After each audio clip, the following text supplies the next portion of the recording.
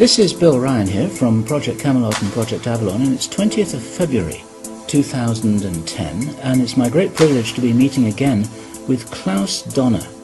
And in this video presentation, it's going to be an interview of the difference, because I'm going to do very little talking indeed, maybe none at all.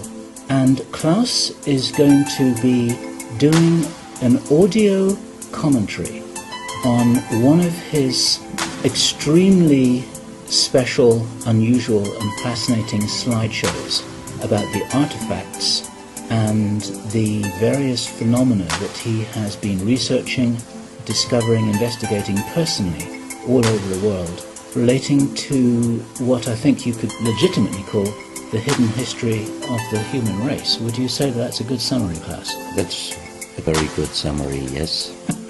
So I'm going to step back here, and what follows now, just kick back and enjoy this slide presentation, and Klaus is going to take you through his own journey. You can accompany him on his own journey through his own discoveries. And take it away, Klaus. What are we looking at here? I can see an array of pyramids. What's the significance? The significance is that you can find pyramids all over the world on each continent, and the question is when and who did build those pyramids, why many of those pyramids all over the world are looking very, very similar. Another question is, did there really exist a global civilization? And I think many of our researchers are really telling us that once upon a long time a global civilization existed. But how many thousands of years ago, we don't know.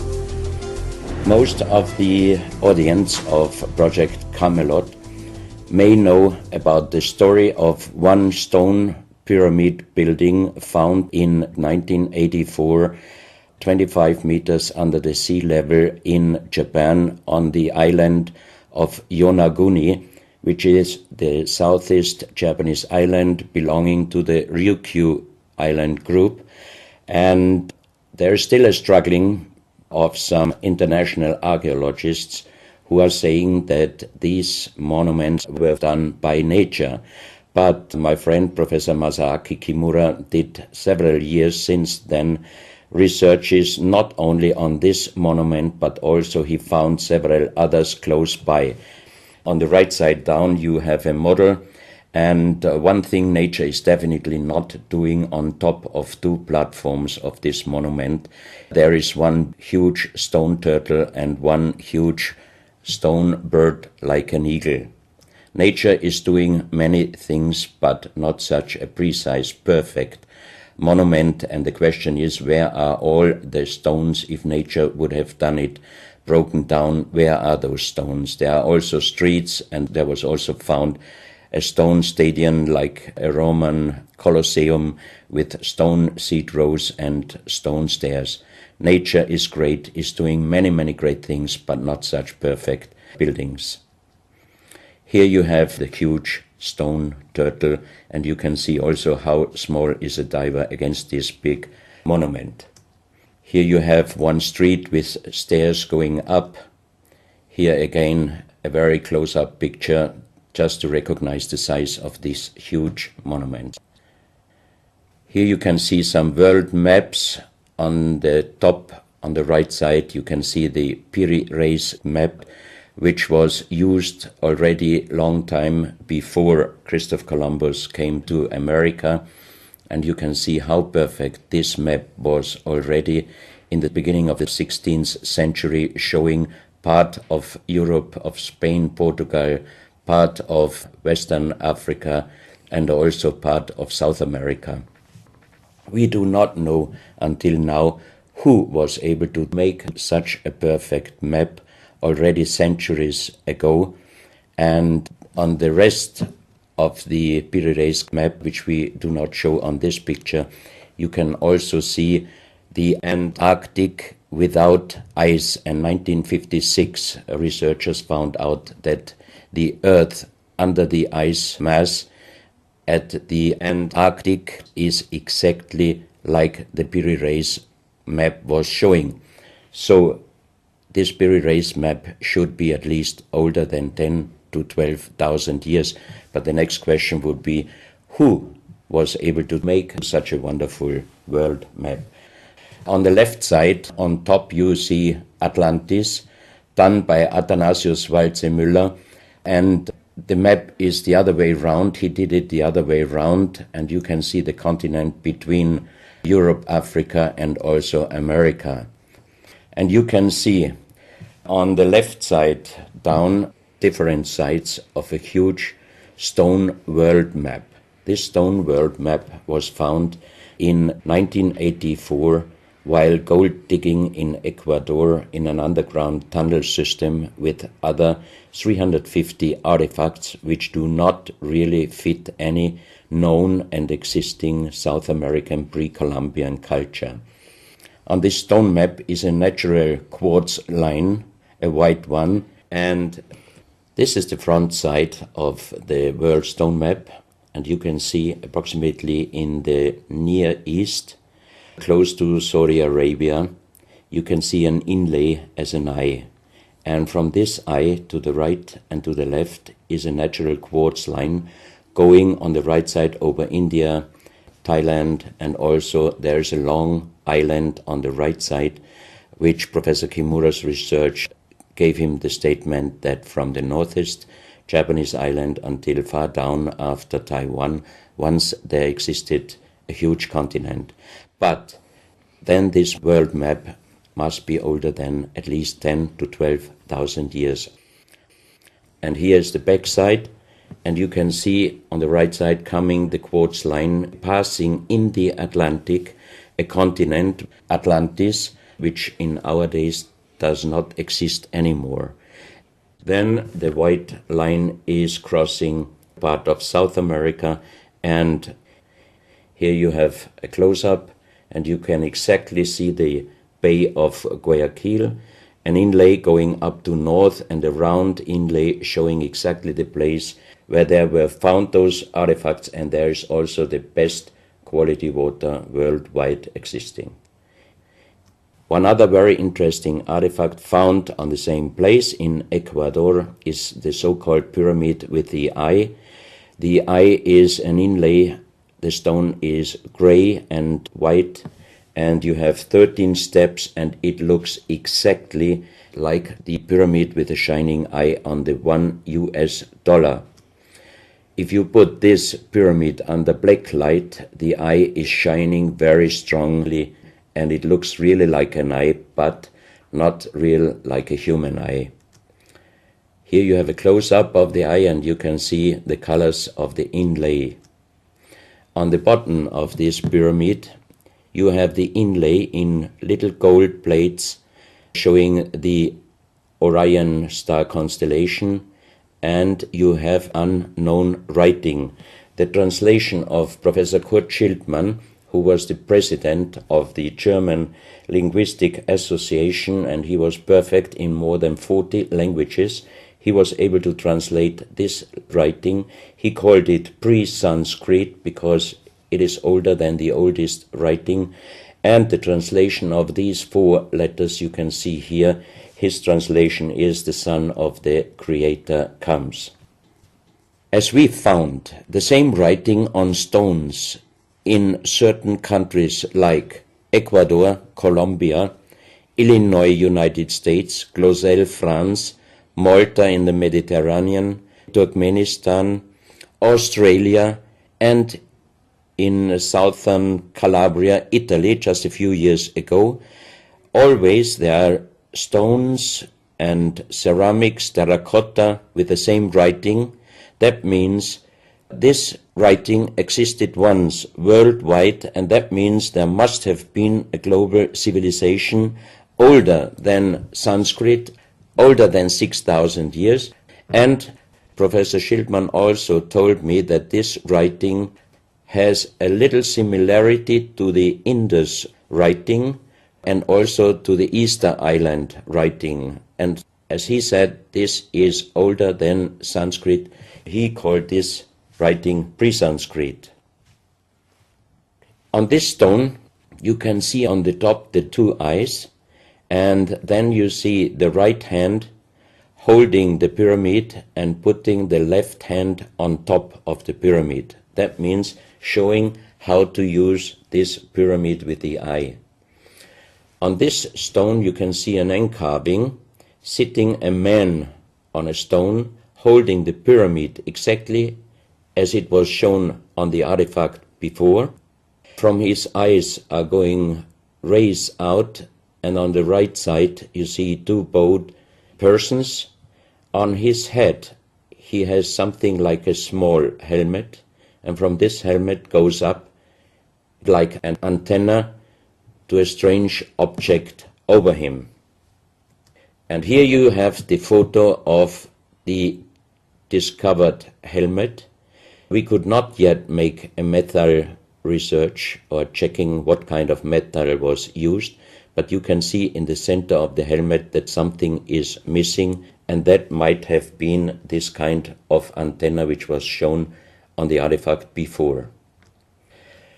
Another very strange finding from the same place is one big jade cup and 12 little jade cups. As the 12 cups are man-made and each one is a little bit different in size, if you fill them up perfectly with water and you put the 12 cups of water inside the big cup is completely filled. The next strange thing is that you can see on the little cups numbers which are looking like the Mayan numbers, but if you compare them with the Mayan numbers, you find out that there are some little differences. And on the big cup you can see a perfect inlaid star constellation, also showing the Orion and other stars. And inside the big cup it is very, very magnetic, and outside the cup nearly nothing. Professional geologists are saying this is impossible, because if a stone has metal particles inside the stone, it must be same magnetic from both sides. Here you have a close-up of the big cup, and you can see a perfect inlay of star constellations, and they are shining very brightly if you put black light on it. Here you have some small cups that you can figure out more clearly the style of the numbers inlaid in a strange material, also shining under black light. That's another piece, a jade plate with the same star constellation inlay like on the big cup, and two persons facing the sky, and on the next picture you can see that also the eyes of these two statues and the star constellation is shining very strongly under black light. This was once a hard-formed brown stone, changing the color in the center of the stone into black, which usually in nature does not happen. And you can see, if you look very close, you can see a face with closed eyes, with a mouth, the nose, a long beard and long hair. On the left side, the face and also the stone is broken. This is the reverse side of this stone. You can see a spiral and a triangle. The center of the triangle is very magnetic, also shining under black light. Here we have the backside of a cobra. The cobra never existed in South America, but this one was found at the same place. On this side of the cobra head you have 33 lines in lines. So 33 is also a very mystical number since long time. And on the left side and right side you have 7 points inlaid, and maybe these are the chakras. Also this cobra head is shining brightly if you put black light on it. Another object here, you have a perfect worked dolphin head, and also this artifact is shining under black light. Here you have a kind of stone helmet. You can put this granite stone helmet on your shoulders, or you can lay your head inside it, and the inlay points which you see on this helmet, some experts told me that these points are exactly the acupuncture points on the human head.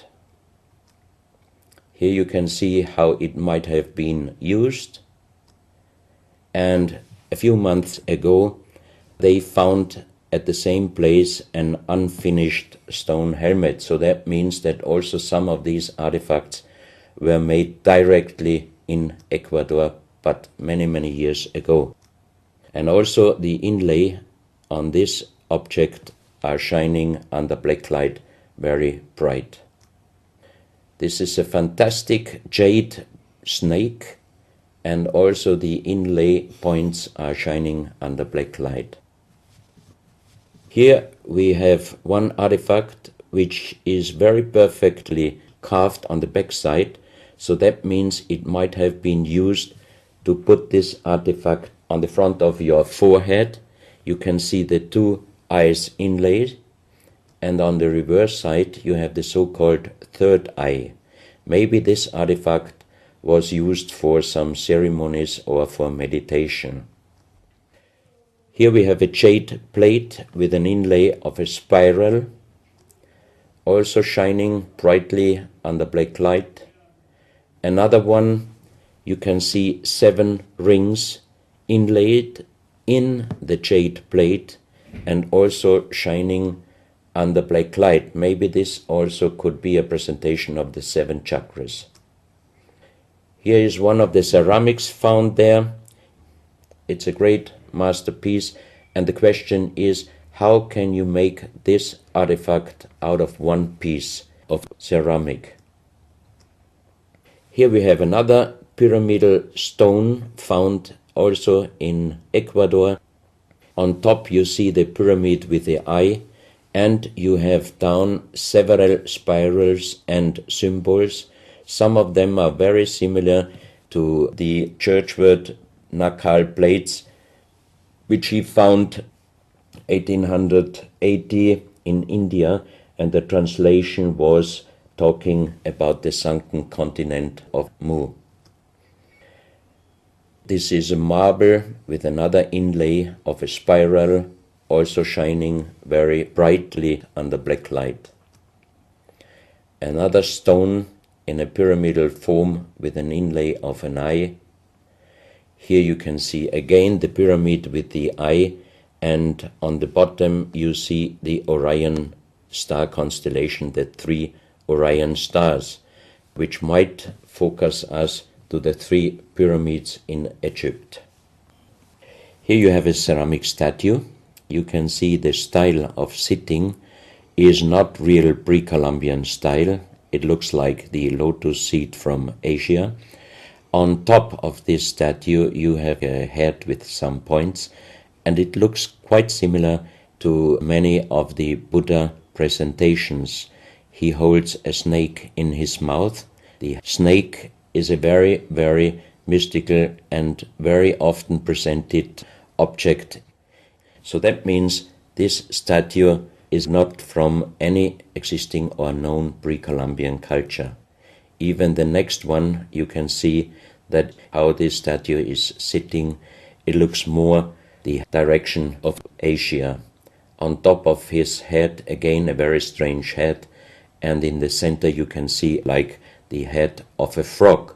Also the frog is a very mystical animal in old South American pre-Columbian culture, but also in Africa and also in Asia. Here another ceramic statue holding a kind of plate in his left hand, and it looks also not really pre-Columbian culture. This is another very strange artifact holding a stick with a snake. Again we have the snake here, and the question is where and who this statue was done. This is a photo of the Altiplano in Bolivia. Archaeologists and researchers found out that at least before 4,000 years, there was happened a very big impact in Argentina, and the shock wave of this big impact destroyed many stone buildings in the Altiplano of Bolivia. You have here a picture of Pumapunku, a very strange place close to Tiahuanaco in Bolivia, and you see tons of stone plates with perfect work on it, destroyed. Maybe this was the reaction to the big impact in Argentina. Here you have my friend Giancarlo Bonfanti, Italian researcher, in the center of the so-called Sun Gate in Tiahuanaco in Bolivia, and some researchers write that the figurines on top of this side of the Sun Gate are showing the Venus calendar. Here you have one of the big stone plates from Pumapunku, and you can see how perfect this stonework was done. And the question is, could you do such perfect work with simple tools? Close to this area, they found skeletons with a size of 2.6 meters. And the picture on the top shows you the skull of one of these skeletons, and it looks like it is deformed, but definitely these skulls are not deformed. They are natural style, like an egg. On this photo you see how strong the jaw of those skulls were. This is a front view, and the most interesting photo is this one, because you can see that the top of the skull does not have the 3 plates which we have as Homo sapiens, and that shows us that these skeletons are not Homo sapiens. What we might be able is doing a DNA check and an age dating on these skeletons, because we are very much wondering what kind of humans did exist long time ago and how long ago. On the next pictures I show you some artifacts found close by the real giants, and when I first time got this mask in my hands, I tried to look through the 2 eyes. At that time I didn't know that they were belonging to 2.6 meter skeletons, and I was just wondering, why did they make masks where you can only look out from one eye? But after knowing that those people were over 2.5 meters, I could imagine that their skull was of course bigger than our skull, and that's why these masks were for us oversized. That's another mask from Bolivia, another one with very wonderful encarving, many spirals and many symbols, which we also found in many other cultures. This is a very heavy stone figurine, and again here you can see on the top the head of a snake going down on his backside. This is the reverse side. You can see again the snake. So that means the snake must have been a very, very important animal in the past of our history. Here you can see a stone flute. The strange thing is that the vibration of the sound of these stone flutes is exactly the same as our brain waves. So that means maybe those flutes were used for meditation or for healing purposes. And each 2 holes are connected perfectly with each other. That means you can make perfect holes into this very, very hard stone, but how you connect with simple tools the 2 holes on the bottom, this would be even in our days a very difficult work to do. Because it's in the shape of a U and it curves around inside the stone. That's right. And with simple tools you are definitely not able to do such a work. And even the holes are very precise. This is the form of a boat, and you have 3 flute pipes at the end. Here you can see how perfectly they were made. This is another flute, very small. You can use it only with very soft blowing, and the sound is like the sound of the dolphins. This is an artifact where we do not have any idea for what purpose it was used. Now we are in Colombia. On the next few photos I show you very strange artifacts from Colombia in South America.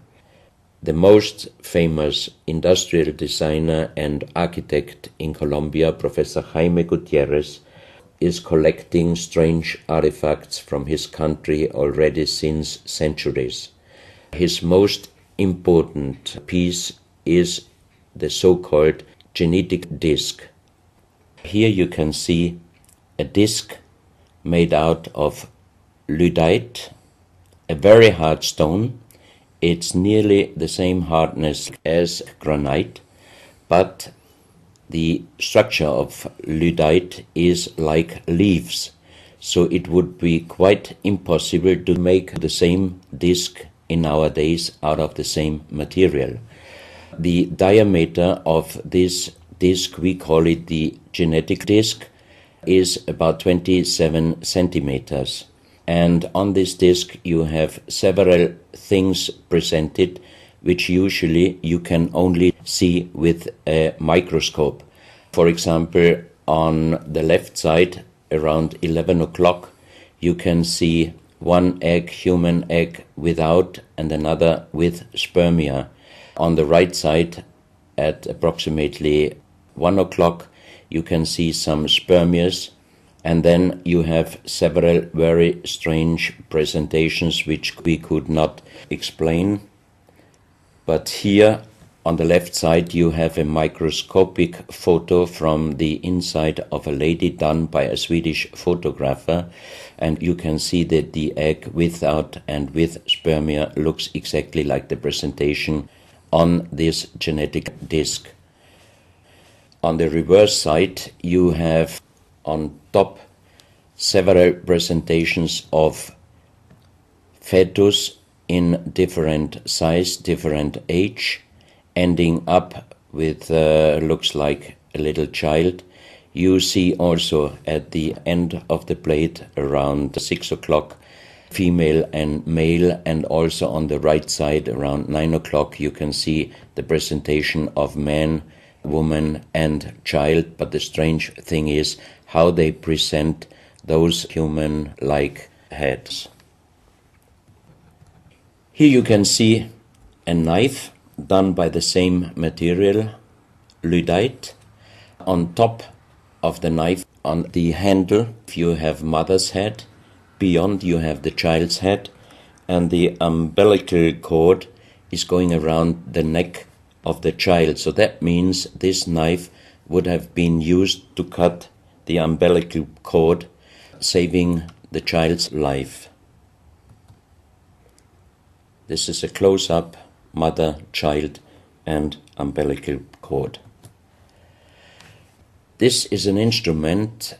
It might have been used for helping the child coming out, leaving the mother, when there were some complications.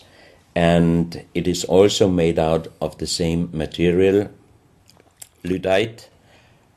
You have here the vagina and the child's head coming out. And on the reverse side, you can put only your thumb inside. That means you can only use this instrument with your fingers, meaning you cannot use power. So that means it might be safer helping the child leaving the mother than our instruments we are using in our days, because sometimes the modern instruments, while being used, can damage the child's head. This, we think, is a medical instrument. It is also lyddite, and it's a perfect form. Another one, and these are other ones, they are very much smaller than shown on this photo. And when we did material check in Vienna, the most expert worldwide checked those pieces. First of all, the material. Each one is done with lyddite, and the form itself, he checked them, and finally he said, I cannot tell you how they were done, who did they make, but the only thing I can definitely tell you, from the same material in our days, we cannot make the same instruments. So how old they are we do not know, but as they were found in Colombia and they do not fit any existing pre-Columbian culture, we must consider that those artifacts are at least older than 6,000 years. But we cannot explain what kind of technology they did use to be able to make such instruments and such tools made with lyddite. You can see each piece fits exactly every kind of hand, never mind how big the size of the hand was. Each instrument, each tool fits exactly each hand which was using those instruments. This face looks a little bit like the Maui, the big stone statues from Easter Island. Here you have a close-up. This, in joking, I call it the dentist chair. Perfectly done, but again, same material, lyddite. And the strange question is, why, if they could make such perfect figurines out of this very difficult material, why did they show the human face always with big round eyes and a little nose and a big mouth? There is no real explanation possible. This is again one piece from Colombia, lyddite. On the front side you see the mother holding the baby, and on the back side you see the man with armors, most probably for hunting. This stone figurine was found in Colombia. It looks exactly like the Maui statues from Easter Island, but it is only about 30 centimeters in size. This is another masterpiece of stonework. You have on both sides presented one bird, but if you look at the front side, you can see that the two birds presenting a face, and on the left side, between the bird's head and the wings, you see again this unknown writing which we found on stones from all over the world. This is the mother holding a child, very strange face, and it's a kind of jade material. This is another stone from Colombia showing an armadillo. On top of the armadillo you can see a strange face with long ear and two horns on top. On this artifact you can see a smiling face on top. You have two triangles on this side, and on the other side, on the right side, you have a face. Again, the animal face on the right side, and some unknown symbols. And on the bottom of this object you see an animal, looks like a crocodile. Now we are moving to Guinea, West Africa, very close to the border with Mali. They found on a huge granite mountain the half portrait of a lady done in granite stone, and the size of this statue from top of the head until the middle of the torso is exactly 150 meters. So this is a real big question. who might have been able to do such a huge granite half-portrait in a mountain at least 10 to 12,000 years ago, because the Italian geologist Professor Pittoni was on the spot. He did these photos and he checked the earth on the bottom of this mountain, and his calculation was that this stone monument must have been done at least 10 to 12,000 years ago. But then we have the real big question: who could have been able to do such a big stone monument? Even in our days, it would be impossible, or at least it would cost so much money that it would never be able to do. And if you look at the close-up of the face, some experts told me that this face definitely is not European, but also, of course, not black African. It must be either South American or Asian culture. But then again, we are at the point 10 to 12,000 years ago. It might be the civilization, the lost civilization from Atlantis. Close to this area in Sierra Leone, Professor Pittoni was in charge of diamond excavations. And as he heard in this area a legend about Allah was angry with some angels, and he put them into stone and throw them to the earth, he put the sky, also made it into stone and throw it to the earth, and he put the stars and throw them to the earth. The legend says that the sky, you can see on this stone, they call them sky stones, sky blue stones found in this area under the earth. And we did research in Vienna. This is definitely artificial stone. It's not a natural stone, and all the material could be found, but the only thing they could not inform us is what kind of color did they use to get this real sky blue color.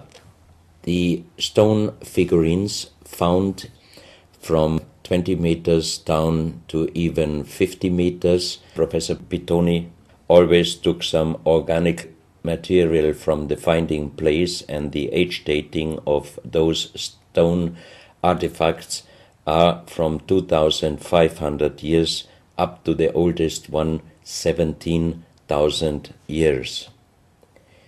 Here you have a granite stone, so-called nomoli, stone nomoli, with very nice encarving. Here you have a man sitting on an elephant, as there are also the legends of giants all over Africa.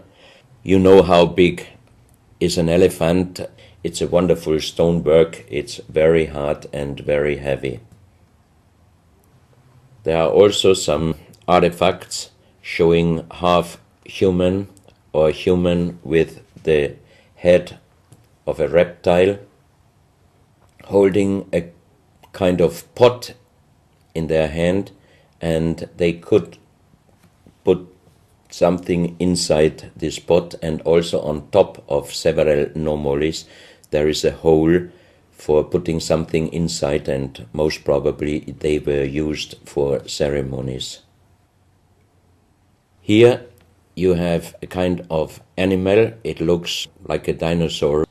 And when Professor Pittoni found this statue, it was making a strange noise. So he opened the statue, and they found inside the small black ball you can see on the bottom of the statue, and this was iron material. When we did the research on this artifact, and especially on this metal ball, next morning the professor called me and told me that somebody must have done a bad joke to me. I asked why, because the result of the research was this metal material is chrome steel, and chrome steel was found first time at the beginning of the 20th century in Austria. That means it was impossible inside a statue with the age of approximately 17,000 years. But when I called immediately Professor Pittoni, he was laughing and he said, I'm a geologist. If a statue is making a strange sound, I do not open it just right away, but I did several X-rays, and you can see here on the right picture one of the X-ray photos, and you see that inside the closed statue already the round ball, the chrome steel ball, was existing. On this X-ray photo you can see exactly, and also Professor Pitoni saw that this statue in former days already was opened but perfectly closed again, and he called a specialist who opened it exactly concerning this photo, the small stone ball which was closing the hole inside, and you can see that the metal ball was already existing. Some of you might have watched several pictures, photos on the internet of giant skeletons found in desert, in India, in China and other places. Most of those photos were competition photos to present Photoshop. Perfectly done. I also was quite impressed when I received first time one of those photos, but these photos I'm showing you now, they are definitely not coming out from a Photoshop competition. These photos are real skulls and skeletons. This skull was found in a tunnel system underground in Colombia. The skull is dated up to 11,000 years. The skull is bigger than normal skull, and the front teeth of the jaw are lined up in a different way than our teeth. Something that occurs to me here is that there's a very strong, pronounced jaw. It's a very prominent jawline, very prominent chin. And here you see a photograph that was shown to us by a Project Camelot insider. Now, this isn't a real photograph. This is a scene from the old Arnold Schwarzenegger movie Conan the Barbarian. And what you're seeing here is a special effect on the actor James Earl Jones. The critical thing here is the shape of the jawline. Our witness, who had spent time with the Anunnaki in real time, in the present day, said that one of the things that characterizes them, besides their size, which he says was 8 or 9 feet tall, he said they're very large and they're very strong and they look larger than that. But that's round about their height, which matches exactly the 2.6 meters that Klaus has been talking about. He said it's a very prominent, strong jawline, and this is what strikes me about these skeletons, these skulls here that we're looking at right now. Didn't know. No, you need to know this. Back to Klaus. So once again, here you have a very old photo done in a museum in La Valletta in Malta, and it shows several long skulls, and the explanation is deformed skulls, but they are very long, going to the back. This is one of several very, very strange skulls. They are presented in a small museum in Ica in Peru. Ica is located close to the famous Nazca lines, and the museum is called Museo Maria Reiche, the German lady who was researching her whole life about the Nazca lines. And in this museum you can see the most strange skulls I ever saw, all found in this area close to the Nazca lines. So the question is, what kind of humans were living there, and how did they get those skull forms? And especially this one, definitely several doctors and experts told me it would not be possible to create such a kind of deformation, because through deformation you do not get the double bone material on the skull, and on this skull even you have particles of the skin and hairs, and I think it would not be difficult to do a age dating and especially a DNA analysis of this skull. On this picture, I show you some legendary skeleton forms of giants. In the year of 1964, in the south of Ecuador, in the province Loja, there broke down a part of a mountain platform, and Father Carlos Vaca, who was working as a priest in hospitals, he was called to this place and he found the broken bones of a giant. Good. Well, Klaus, I asked you if you would take us on a journey, and for the last nearly an hour, I think it is, you've taken us on a fascinating journey not only around the world, but through time, back as long ago as 17,000 years. And it's a real reminder of how little we know about what our history really is. These are important pieces of an important puzzle, and you're doing an enormous amount to raise people's awareness of what it is that we're not shown in many museums, what it is that we don't read in anthropological textbooks, and what it is that many university professors still refuse to recognize. And thank you so much for your part in helping to raise our own understanding of our history on planet Earth. Klaus, thank you.